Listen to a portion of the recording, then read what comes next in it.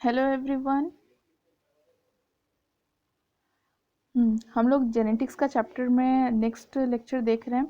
इससे पहले वाला लेक्चर इम्पॉर्टेंट था क्योंकि ये लेक्चर में काफ़ी सारे ऐसे टर्म यूज़ होने वाले हैं जो हम लोगों ने इससे पहले वाले लेक्चर में कवर किया है। तो अगर आपने वो लेक्चर नहीं देखा है तो आई बटन में देखिएगा, आपको वो लेक्चर का लिंक मिल जाएगा। पहले वो लेक्चर देखिएगा फिर ये देखिएगा, क्योंकि अगर वो लेक्चर आपने नहीं देखा है तो इसके कॉन्सेप्ट समझने में दिक्कत होगा। ओके, तो फिर आगे बढ़ते हैं। यहाँ पे इस इमेज में हम लोग को from parents to children tongue rolling की जो टंग रोलिंग का कैरेक्टर है वो पेरेंट्स से बच्चों में जाता कैसे, तो हम लोग को ये ग्राफ, ये एक्चुअली इमेज देखना है। ये फैमिली चार्ट दे रखा है जिसमें दो पेरेंट्स को दिखाया गया है और उनके तीन बच्चे हैं, दो बेटियां और एक बेटे, एक बेटा एक्चुअली। हाँ, और यहाँ पे इस चार्ट के बारे में कुछ बातें लिखी गई है, वो मैं दिखाते जाती हूँ, साथ में दोनों को कंपेयर करते जाते हैं। यहाँ जो पहला पॉइंट है, पहला पॉइंट में लिखा है कि मेल को हम लोगों ने स्क्वायर से डिनोट किया, हम मार्क करते हैं, एक मिनट। मेल को स्क्वायर से डिनोट किया गया है और फीमेल को सर्कल से। तो यहाँ पे हम लोग देख सकते हैं कि फीमेल को यहाँ पे सर्कल से डिनोट किया गया है और मेल को स्क्वायर से। हर जगह यहाँ पे मेल को स्क्वायर से, फीमेल को सर्कल से, फीमेल को सर्कल से।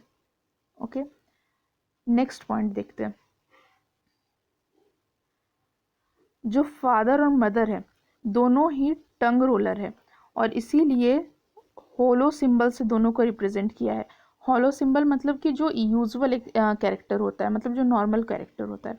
तो फिर से देखते हैं, यहाँ पे ये दोनों खाली, ये जो बॉक्सेस है ये खाली है, तो कौन सा बॉक्स खाली नहीं है? ये वाला बॉक्स सिर्फ खाली नहीं है। ठीक है, वापस देखते हैं। यहाँ पे third point, of the 3 children born, जो 3 बच्चे हुए हैं उनमें से 2 जो है वो रोलर है, मतलब अपना टंग रोल कर सकते हैं। हॉलो सिंबल, इन दोनों को हॉलो सिंबल से रिप्रेजेंट किया, जबकि एक जो टंग रोल नहीं कर सकती है उसको सॉलिड सिंबल से दिखाया गया है। अब जो ये रेसेसिव ट्रेट है, रेसेसिव ट्रेट मतलब जो रोल नहीं कर सकती, उसका जीन पक्का स्मॉल आर है। और इस चीज़ के बारे में हम लोगों ने इससे पहले वाले लेक्चर में बात किया है। तो ये जो स्मॉल आर ये कहीं स्पेस से, तो इसमें ये स्मॉल आर जीन नहीं आया होगा कि पेरेंट्स टंग रोल कर पा रहे हैं, ये टंग रोल नहीं कर पा रही है, तो स्मॉल आर कहीं स्पेस से उड़ के इसमें आ गया, ऐसा तो बिल्कुल नहीं है। तो इसका मतलब कि इसमें जो स्मॉल आर जीन है इसके पेरेंट्स से आया। ओके, पेरेंट्स से आया। तो जो नॉन रूरल चाइल्ड है इस फैमिली चार्ट में, उसका जीनोटाइप स्मॉल आर है। जीनोटाइप क्या होता है हम लोग इससे पहले लेक्चर में पढ़े थे। जो जेनेटिक जो मेकअप होता है उसको जीनोटाइप, और जो बाहर से हम लोग को फिजिकली जो कैरेक्टर दिखता है वो फिनोटाइप। तो ये जो स्मॉल आर है इसका मतलब ये एक स्मॉल आर इसमें एक पेरेंट से आया है और दूसरा स्मॉल आर इसमें दूसरे पेरेंट से आया है। ओके, वापस से इसको हम लोग देखते हैं। जो मदर हो सकती है वो रोलर है, यानी कि उनका जीनोटाइप कैसा होता है, या हो सकता है या तो कैपिटल आर स्मॉल आर हो सकता है, या तो कैपिटल आर हो सकता है। फादर के केस में भी सेम दोनों पॉसिबिलिटीज़ है, या तो ये होगा या फिर ये होगा। अब क्योंकि ये जो बच्ची है ये स्मॉल आर है, मतलब इसमें एक स्मॉल आर इसकी मम्मी से आया है और एक स्मॉल आर इसके पापा से आया है, तो पक्का मदर का ये जीनोटाइप है और फादर का भी यही जीनोटाइप है। तो इस तरीके से हम लोग पता कर सकते हैं कि कौन सा जीनोटाइप है और कौन सा फिनोटाइप है। अब इन दोनों बच्चों के बारे में बात करें तो ये बताना मुश्किल है कि इनका जीनोटाइप क्या है, क्योंकि इनमें हो सकता है कि दोनों कैपिटल आर आ गया हो, या फिर एक कैपिटल आर एक स्मॉल आर आया हो। ओके, अब जो लास्ट पॉइंट है, कंक्लूजन, कि जो ये दोनों पेरेंट्स है ये हेट्रोजाइगस है। तो इससे पहले वाले लेक्चर में हम लोगों ने होमोजाइगस हेट्रोजाइगस देखा था, जैसे कि कैपिटल आर ये क्या हो गया, होमोजाइगस। स्मॉल आर क्या हो गया, होमोजाइगस। हेट्रोजाइगस क्या हुआ, एक कैपिटल आर एक स्मॉल आर। ओके, तो ये स्लाइड हम लोग का कंप्लीट होता है। नेक्स्ट स्लाइड देखते हैं। पुनेट स्क्वायर बहुत इंपॉर्टेंट, मतलब बहुत इंपॉर्टेंट एग्जाम में आता है, और इस ये कॉन्सेप्ट आगे के लेक्चर में भी यूज होने वाले पुनेट स्क्वायर का। ओके, तो पुनेट स्क्वायर को समझते हैं। Punnett square is a simple diagram. ये जो दिख रहा है यही है पुनेट स्क्वायर, एक सिंपल सा डायग्राम है ये, ठीक है, जिसमें डिफरेंट गैमेट्स को हम लोग दिखाते हैं, ठीक है। तो यहाँ पे डिफरेंट गैमेट क्या है, जैसे कि ये एक गैमेट हुआ मेल का, ये फीमेल का गैमेट हुआ। तो जो मेल का गैमेट है वो एक साइड में लिखा जाता है, यहाँ पे देखो क्या लिखा हुआ है, gametes of one parent is are placed along one side. जो एक पेरेंट का गैमेट है उसको एक साइड लिखते हैं, और जो दूसरे पेरेंट का गैमेट है उसको हम लोग दूसरे साइड लिखते हैं, ठीक है। तो एक पेरेंट का हम लोगों ने इस साइड लिखा और दूसरे पेरेंट का हम लोगों ने इस साइड पे लिखा है, ठीक है। इसको हम थोड़ा क्लियर करते हैं। और इसके बाद फिर हम लोग कॉम्बिनेशन बनाते हैं, जैसे कि ये वाला एग्जांपल हम लोग ध्यान से देखते हैं, ओके।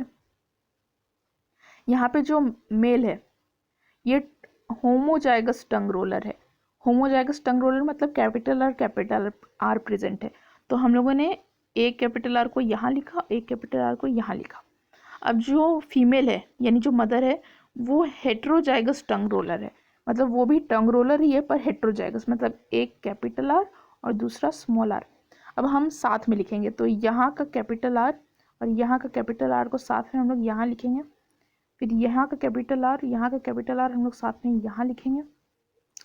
ज़रा कलर चेंज करते हैं, यहाँ का स्मॉल आर, यहाँ का कैपिटल आर हम लोग साथ में यहाँ पे लिखेंगे, और यहाँ का कैपिटल आर और यहाँ का स्मॉल आर हम लोग साथ में यहाँ पे लिखेंगे। तो इस तरीके से बन गया पुनेट स्क्वायर। अब पुनेट स्क्वायर का काम क्या है, हम लोग क्यों बनाए इतना मेहनत करके पुनेट स्क्वायर, इससे फ़ायदा क्या है? तो फ़ायदा ये है कि इससे हम लोग ये पता कर सकते हैं कि जो बच्चा होगा उसमें क्या क्या पॉसिबिलिटी हो सकती है। तो जैसे कि अगर जो फादर है वो होमोजाइगस टंग रोलर है और मदर अगर हेट्रोजाइगस टंग रोलर है, तो इसका मतलब जो बच्चा हो सकता है या तो होमोजाइगस डोमिनेंट मतलब होमोजाइगस टंग रोलर होगा, यहाँ पे भी होमोजाइगस टंग रोलर, यहाँ पे हेट्रोजाइगस टंग रोलर, हेट्रोजाइगस टंग रोलर, मतलब इस कॉम्बिनेशन के पेरेंट के बच्चे पक्का ही टंग रोलर होंगे, कोई भी ऐसा बच्चा नहीं होगा जो टंग रोल नहीं कर सकता है, ओके। तो पुनेट स्क्वायर का हम लोग और भी इस्तेमाल देखेंगे जब हम लोग कुछ बीमारियों के बारे में देखेंगे, जैसे कलर ब्लाइंडनेस वगैरह। इसी लेक्चर में देखेंगे हम लोग कलर ब्लाइंडनेस की वजह से, मतलब कलर ब्लाइंडनेस के बारे में देखेंगे। नेक्स्ट स्लाइड, यहाँ पे इसको एकदम रटने का ज़रूरत नहीं है, बस एक बार देखना है, ओके। कि जैसे आई कलर में ये कैरेक्टर, ओके, कैरेक्टर क्या हो गया, आई कलर, और उसका ट्रेट क्या हो गया, ट्रेट मतलब कि कैसा कैसा हो सकता है, तो ब्राउन हो सकता है, ब्लू हो सकता है। तो अब इसमें डोमिनेंट ट्रेट क्या है, डोमिनेंट ट्रेट है ब्लू ब्राउन, और रेसेसिव ट्रेट क्या है, ब्लू।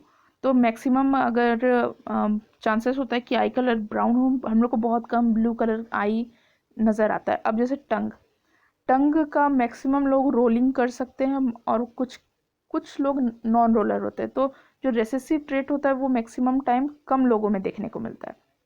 तो वैसे ही हैंड, मैक्सिमम लोग राइट हैंडेडनेस होते हैं, और कुछ लोग जो रेसेसिव ट्रेट जिनमें होगा वो लेफ्ट हैंडेडनेस में होंगे। वैसे ही ईयर लोब दो तरह का हो सकता है, फ्री और अटैच्ड।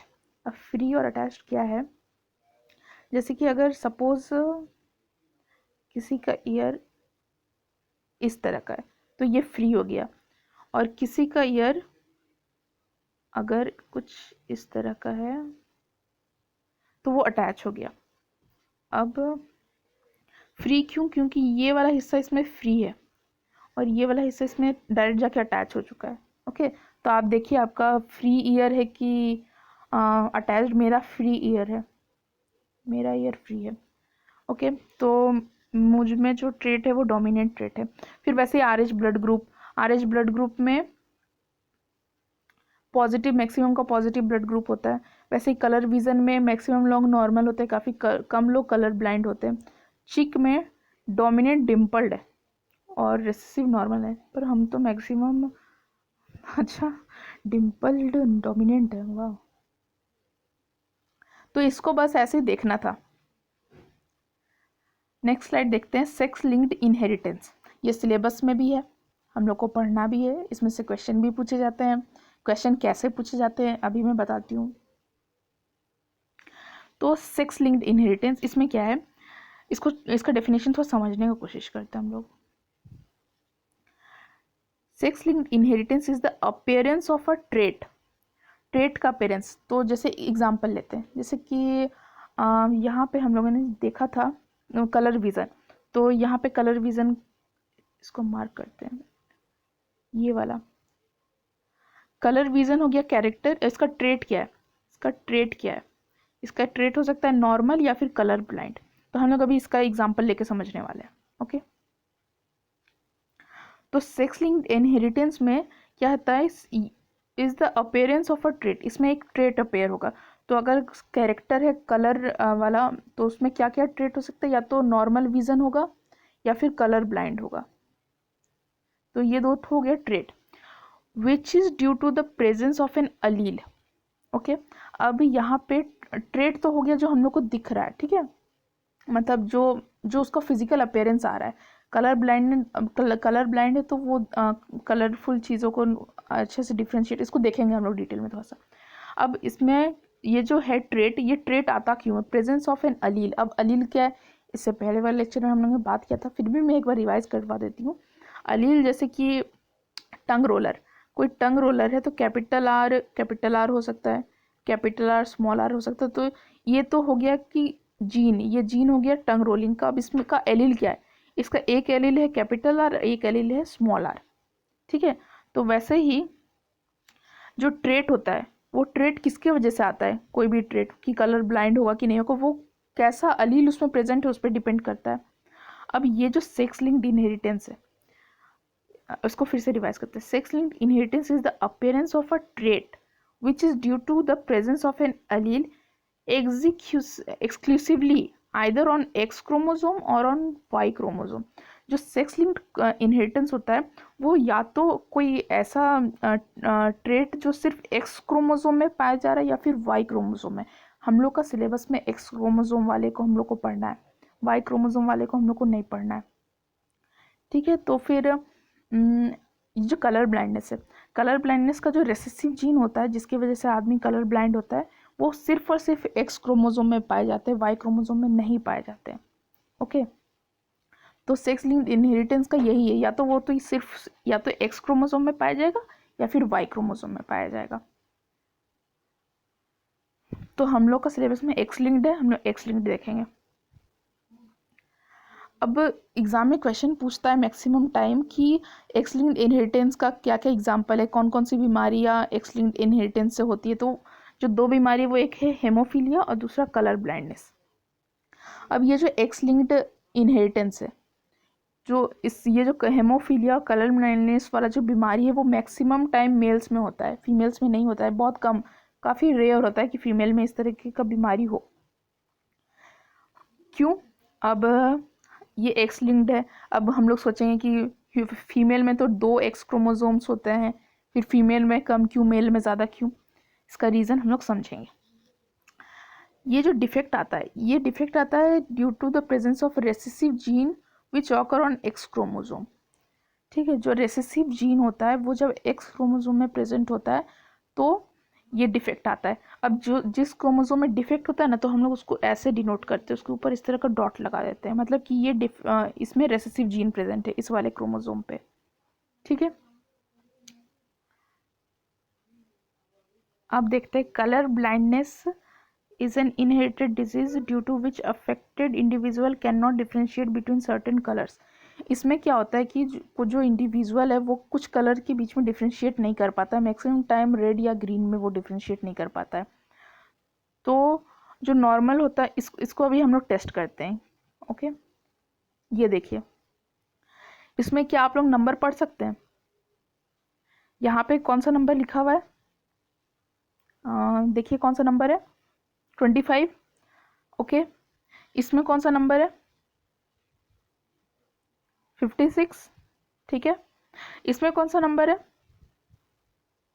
45। ओके, इसमें कौन सा नंबर है इसमें कोई नंबर नहीं है, ये जो 4th नंबर है। अगर आप कलर ब्लाइंड नहीं है तो आपको ये तीनों सही से दिखाई पड़ेगी, ठीक है। अगर आप कलर ब्लाइंड हो तो फिर आपको इन तीनों में से कोई एक देखने में दिक्कत हो रहा होगा। ओके, और जो कलर ब्लाइंड नहीं है उनको कैसे पता चलेगा कि जो कलर ब्लाइंड है उसको ये डिब्बे कैसे दिख रहे होंगे? तो जो कलर ब्लाइंड है उनको ये सब कुछ इस तरीके का दिख रहा होगा, 4th नंबर टाइप। ओके, तो अगर आप ये तीनों पढ़ पा रहे हैं तो आप नॉर्मल है, कलर ब्लाइंड नहीं है। ओके, तो ये हो गया। अब हेमोफीलिया देखते हैं। कलर ब्लाइंड तो हम लोगों ने देख लिया, कलर ब्लाइंड हमने देख लिया। हेमोफीलिया और एक खतरनाक बीमारी है। इसमें क्या होता है कि ये भी एक जेनेटिक डिसऑर्डर है। इसमें क्या होता है कि risk of bleeding to death, इसमें जो होता है ब्लड क्लॉट ही नहीं कर पाता है, मतलब खून जम ही नहीं पाता है। एक कुछ थोड़ा सा भी कट जो होता है उससे इतना ब्लीडिंग होता है कि उससे डेथ तक हो सकता है। ठीक है, तो अब यहाँ फिर से देखते हैं। Haemophilia is a genetic disorder in which the sufferers homozygous recessive female and the recessive X bearing male are at a risk of bleeding to death। तो अब जो इसमें कौन लोग ऐसे होते हैं जिनको ब्लीडिंग होगा? अगर कोई ऐसी फीमेल है जो सफरर है, मतलब होमोजाइगस रेसेसिव फीमेल होनी चाहिए, मतलब दोनों एक्स क्रोमोसोम डिफेक्टिव होना चाहिए। और अगर मेल है तो मेल में तो सिर्फ एक ही एक्स क्रोमोसोम होता है, तो उसका एक एक्स क्रोमोसोम डिफेक्टिव होगा। दूसरा वाई जो होगा, वाई में तो ये होता ही नहीं है क्योंकि सेक्स लिंक्ड इनहेरिटेंस जो होता है वो या तो सिर्फ एक्स पे प्रेजेंट होगा या तो वाई पे प्रेजेंट होगा, और हम लोग का सिलेबस में सिर्फ एक्स लिंक्ड इनहेरिटेंस है। तो कलर ब्लाइंडनेस और हेमोफीलिया एक्स लिंक्ड है। तो यहाँ पे जो फीमेल है ये कैसी है? होमोजाइगस रेसेसिव है।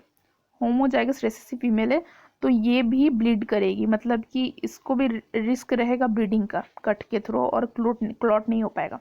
ये जो मेल है, मेल में एक ही एक्स क्रोमोसोम होता है, और ये एक एक्स क्रोमोसोम भी अगर डिफेक्टिव हो जाता है तो मेल जो होगा वो सफ़र कर जाएगा।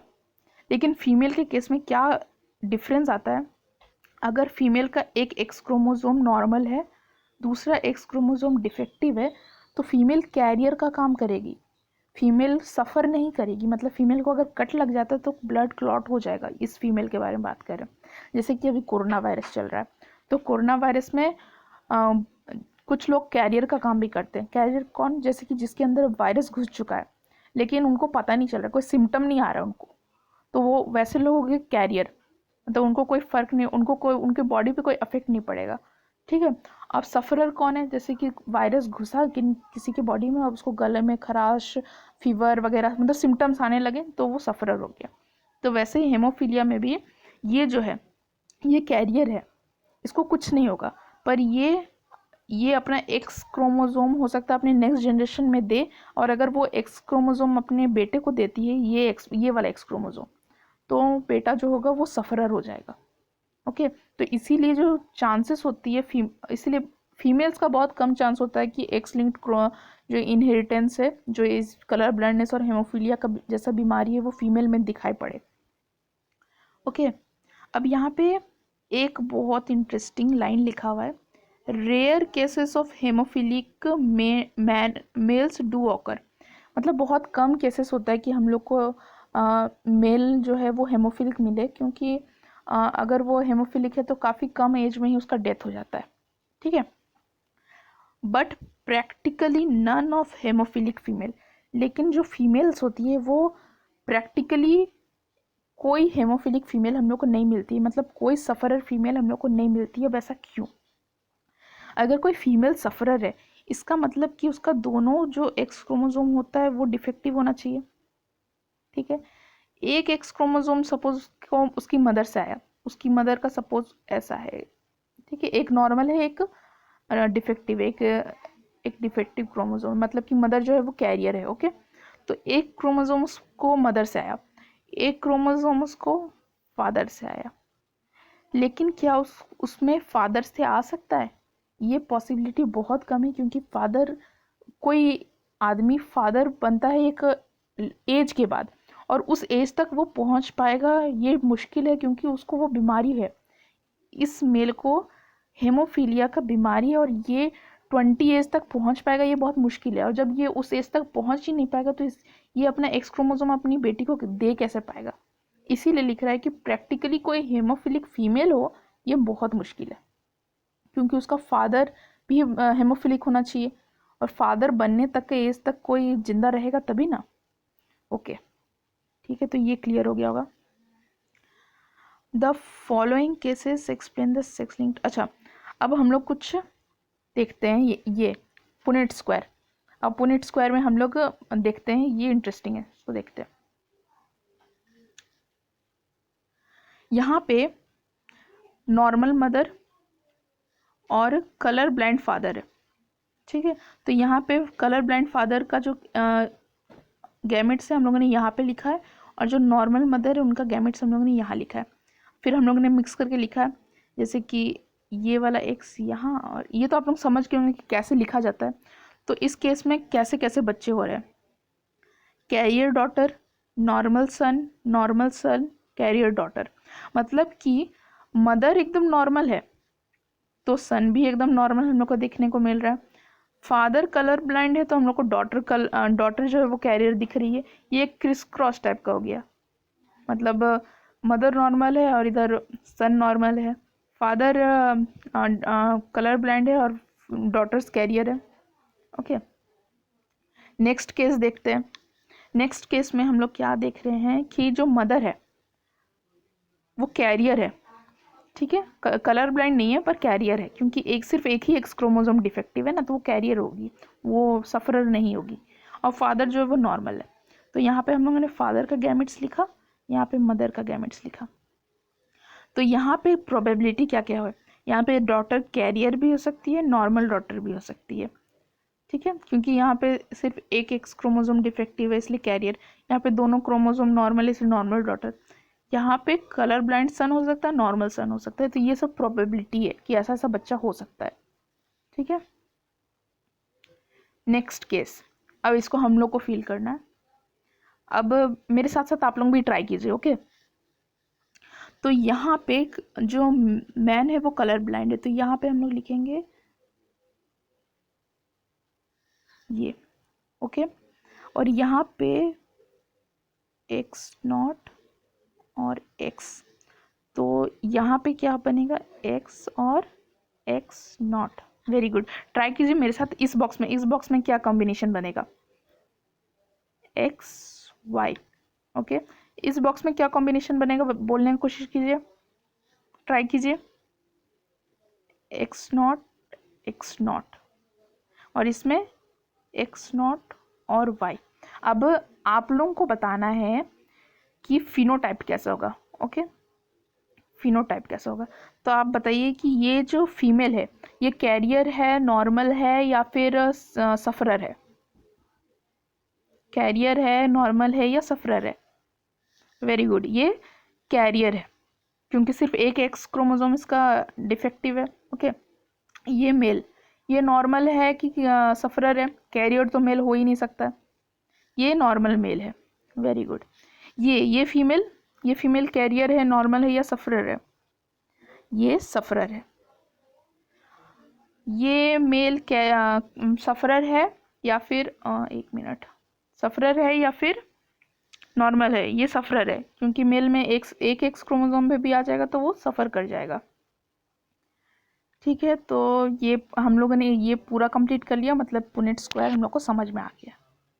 अब ये वही क्रिस क्रॉस वाला बात जो मैंने बोला था कि कैसे मदर अगर डिफेक्टिव है तो सन हो जाता है, फादर अगर है तो डॉटर में जाता है, ये वही बात है। पर ऐसे हल्का सा ये पता होना चाहिए, इसको उतना डिटेल में देखने का ज़रूरत नहीं है। अब कैसा क्वेश्चन पूछा गया है, in a certain species of animal black fur is dominant. यहाँ बता दिया है कि जो कैपिटल बी है वो डोमिनेंट है ब्लैक फर के लिए over brown fur. Brown fur को स्मॉल बी से दिखा रहा है। Predict a genotype and phenotype of the offspring when both parents are Bb और हेट्रोजाइगस ब्लैक फर। तो इसका मतलब क्या बोल रहा है कि दोनों पेरेंट का जो जीनोटाइप है वो बीबी है। तो हम लोग पुनेट स्क्वायर कैसा ड्रॉ करेंगे, ये पुनेट स्क्वायर बना, दोनों पेरेंट्स कैसे हैं, हेट्रोजाइगस है, capital B small B, okay. तो यहाँ पे प्रिडिक्ट करने बोल रहा है जीनोटाइप और फिनोटाइप। तो जीनोटाइप तो मैंने लिख दिया, capital B small B small B small B. Okay, तो फिनोटाइप मतलब कि कितना का ब्लैक फर होगा, कितना का ब्राउन फर होगा। तो ये चार में से कितने बच्चों का ब्लैक फर होगा, कितने का ब्राउन होगा, ये आप लोग कमेंट सेक्शन में लिख के बताइए। फिनोटाइप आप लोग लिख के बताइए कि इसमें से किन किन का फिनोटाइप ब्लैक होगा और किन किन का ब्राउन होगा। ओके, नेक्स्ट देखते हैं। ये जो है 2004 में पूछा गया था, ये 2019 का क्वेश्चन अभी जो मैं दिखा रही हूँ। इसमें पुनेट स्क्वायर ड्रॉ करने बोला है। गैमिट्स कैसे हैं, जो पेरेंट जो वो हेट्रोजाइगस टॉलनेस, ठीक है। यहाँ पे गैमिट्स को भी ड्रॉ करना है। हेट्रोजाइगस टॉल प्लांट है। हेट्रोजाइगस मतलब दोनों डिफरेंट हो गए। टॉल के लिए एक कैपिटल टी एक स्मॉल टी, और दोनों पेरेंट हेट्रोजाइगस है यानी कैपिटल टी स्मॉल टी, ठीक है। ये ऑफस्प्रिंग पुनेट स्क्वायर बन के आ गया। तो आई होप कि ये बात आप लोगों को समझ में आ गई होगी। कुछ इम्पॉर्टेंट बात बताना है। एक्चुअली जो लेक्चर चल रहा है आज फ्राइडे को ये रिलीज़ हो रहा है। ये लेक्चर आप लोग फ्राइडे को देख रहे हैं। तो जो नेक्स्ट लेक्चर है, अब से लेक्चर शेड्यूल के फॉर्म में आएगा। तो आप लोग एक काम कीजिए, आप लोग मुझे बताइए कि आप लोग कितने बजे चाहते हैं लेक्चर, 10 AM को या 8 PM को। और मैंने जो डेज डिसाइड किए वो मंडे, वेडनेसडे एंड फ्राइडे, इन 3 दिन को मैं सोच रही हूँ लेक्चर रिलीज़ करूँगी। और टाइमिंग आप लोग बताएं। मैं सोच रही हूँ लॉकडाउन के टाइम में मैं मॉर्निंग में ही वीडियो अपलोड करूँ कि शाम को 8 o'clock के आसपास, मतलब 8 PM। तो आप लोग कमेंट करके बताइए कि टाइमिंग कौन सा रखूँ। मैंने डेज तो डिसाइड कर लिया कि मंडे, वेडनेसडे एंड फ्राइडे, ताकि एक शेड्यूल के फॉर्म में आएगा तो आप लोगों को पता रहेगा कि वीडियो कब आने वाला है, ठीक है। तो कमेंट में बताइए टाइमिंग, आप लोग जो बोलेंगे उस हिसाब से ही होगा। Okay, bye.